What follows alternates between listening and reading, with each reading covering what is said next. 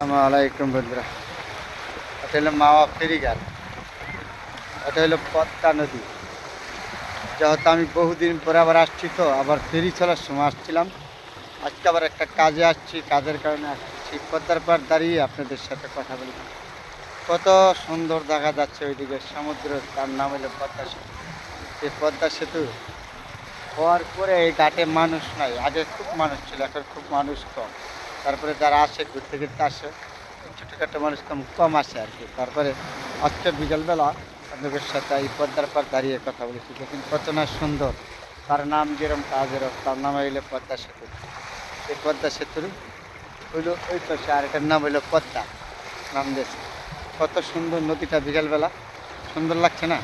ঢেউ খেলতেছে, নেমে করে ঢেউ খেলতেছে।